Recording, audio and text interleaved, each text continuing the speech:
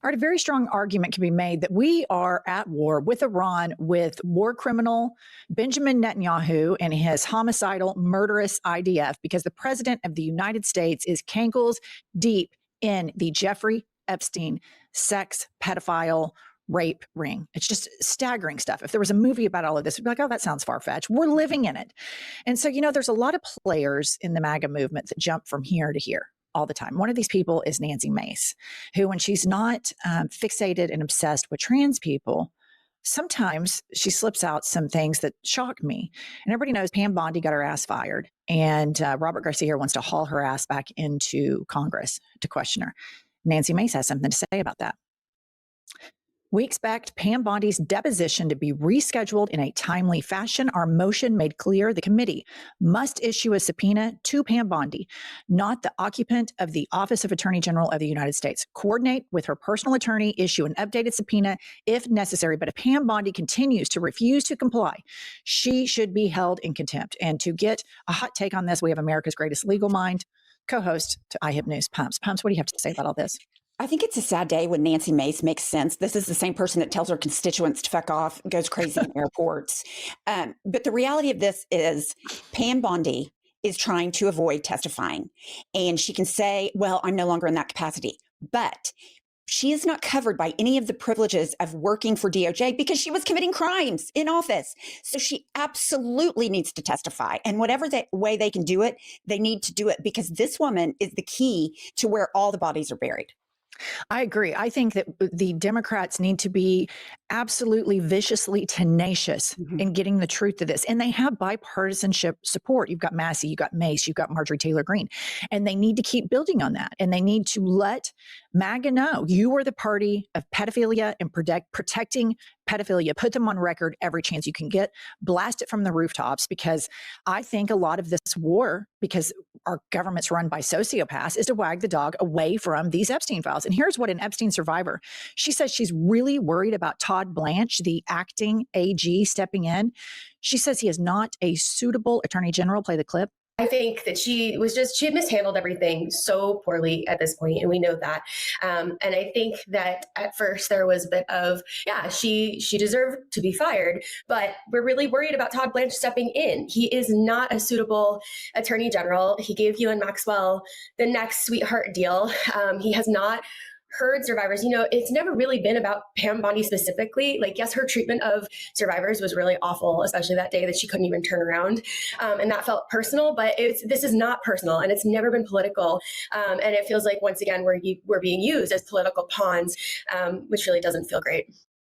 Okay, so a couple of points here. Number one, she's right. Todd Blanch is the one that went and met with Ghislaine Maxwell and had her moved to a cream puff prison where now she has access to a puppy, which really pisses me off because nobody's protecting that dog. And secondly, I just want to point out, I love the Midas Touch. I love people leaving corporate news and joining the Midas Touch. Excellent journalism there. Pumps. Here's the thing about Todd Blanch. He was Trump's personal attorney. He went into court and lied and made an ass of himself. That's why he's add that he took 34 L's. Oh, yeah. Lost. And he lost 34 times, clean sweep that he lost. This is a man that got on the podium. And when asked about prosecution in the Epstein file for crimes against young girls, he's like, I don't know. And the only thing he's managed to coherently say is he loves President Trump. He loves him.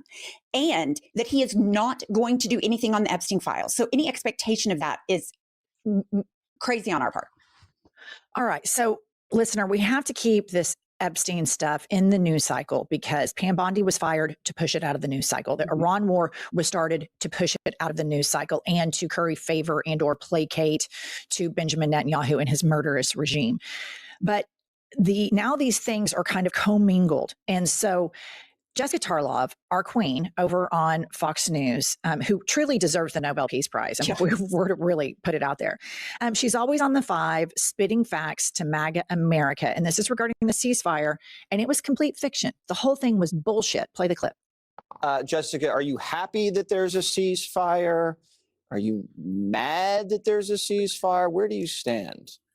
I stand, I think, in reality that there is no ceasefire. I was watching coverage of this last night, flipping around, obviously watching your show, Jesse, and then perusing some other channels. And there were split screens between, White House announces ceasefire and missiles raining down on the Israelis. We knew that Israel was sending rockets back to Iran. We know what today has looked like in Lebanon with what the Israelis are doing there. It's one of the highest death toll days. So the ceasefire was a complete fiction. It was total bullshit. I mean, it's just, we're living in this world of complete propaganda. The entire administration is a crime syndicate run by dirty cops. You have Trump's loser attorney, Todd Blanch, now moving in to do the final cover up of the Epstein files. And then Pumps, your favorite person to hate in the administration right now, is, of course, super Christian Pete Hegseth. And he's now trying to force out the Army secretary who was once floated to replace him. It is just an absolute, over at Pete Hegseth's Department of Defense, he cares not about the troops. He cares about this weird form of Christian nationalism, and he fires people because they're Black, because they're women, because they're gay, because Pete Hegseth is an insecure, toxic, he has an insecure, toxic, it's hard for me to even call him masculine, because when I think about the men that I love in my life, whether they're gay, straight, or whatever, that I think truly represent what our idea of masculinity is, they're protectors. They protect the marginalized. So, I mean, I guess we just call him a pussy or a titty baby, but nonetheless, here's the post. Pop this up. Army Secretary Dan Driscoll has released a statement amid ongoing clashes with Pete Hegseth, who is openly pressuring Driscoll to resign. And he says, I have no plans to depart or resign as Secretary of the Army. Here's some important detail about this, Pumps. Driscoll is one of the people that Hegseth tried to pressure to block the promotion of 2 Black and 2 female service members. It's just unbelievable racism that just infuriates me. And then Army Chief of Staff General Randy George was fired by Hegseth for similar reasons. So we just have this unhinged, psychotic racist running the Department of Defense. Who's unqualified on his very best day.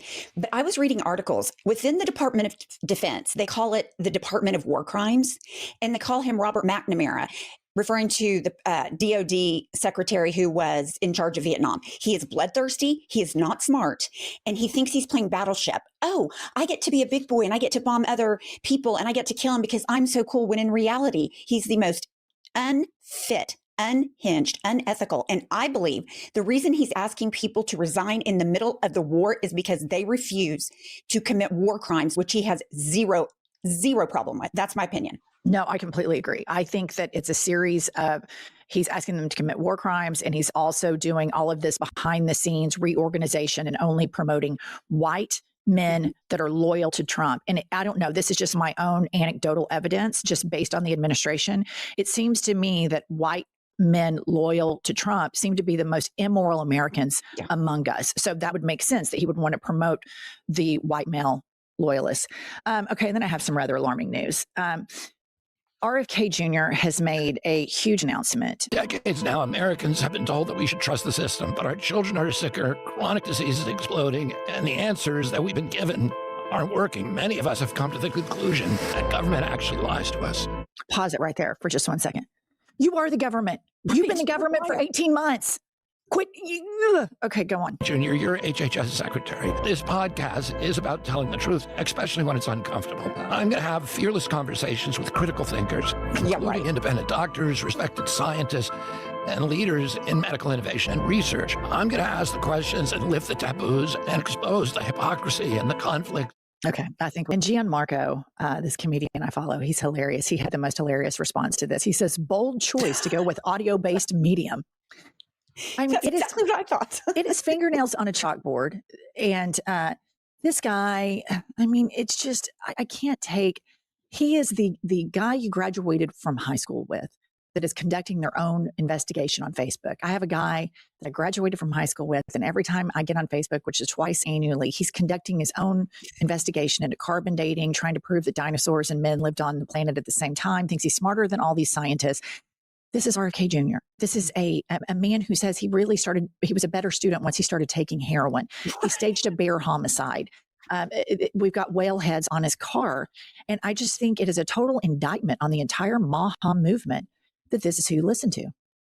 I agree, because his number one qualification is that he's a conspiracy theorist. This man is not a scientist. He is a fucking lawyer. So next time you go to the hospital, say, no, I want a lawyer to do my open heart surgery, because that makes fucking sense. These people are eaten up with the dumb shit. And speaking of eating up with the dumb shits, obviously we have our little smoky eye sociopath, JD Vance, America's top prostitute and couch fucker extraordinaire. And he has this very weird analogy on his wife. Play the clip. Second thing Gollyboff said, which again I found fascinating, is he said, we refuse to give up the right to enrichment. And I thought to myself, you know what? My wife has the right to skydive, but she doesn't jump out of an airplane, because she and I have an agreement that she's not going to do that, because I don't want my wife jumping out of an airplane. We don't really concern ourselves with what they claim they have the right to do. We concern ourselves with what they actually do. And I think the president... Let's just dive into this on a Freudian level. All right. Fuck? Like, out of all the examples that you could give, you talk about your pregnant wife jumping out of an airplane. Like, what would Sigmund Freud say about this? This is the same wife who is brown skinned. And when you find out about all these little white pricks in Florida that are the young MAGA that are in these Nazi chats talking about saying anti-Indian shit, your wife's Indian, your kids are mixed race, you do not condemn these little Nazis that are the growing like Groyber movement in the MAGA cult. And then you get off the plane from Hungary, where you're campaigning for like this teeny tiny country for them to have a dictator, because you want to kiss Putin's ass, because I'm sure your owner, Peter Thiel, told you to do it. And out of all the analogies on the planet, you're throwing your wife out of an airplane. That's just weird shit to me. I mean, these people are so weird. It's unbelievable to me that that's what he would say if I were Usha. But I don't know. I think these MAGA women are just in on all of this. She started her own podcast as well, and I'm sure it's just a notch less insufferable than Katie Miller's. God, that's a very, very low bar. I'll just say this. If this is JD Vance's stab at being funny and relatable and showing how charismatic he is, he failed. He looks like a moron. And a dick. I mean, just a And a total dick. unrelatable dick. I mean, he sold his soul out, and he's prostituted himself out in such a way. I honestly think he would be in better shape morally if he just earned his money on his back in a traditional hooker style manner. But his form of prostitution has broken him so much that we all have to suffer through his analogies of Usha offing herself by throwing herself out of an airplane, which could be understandable to an extent if you're married to that prick.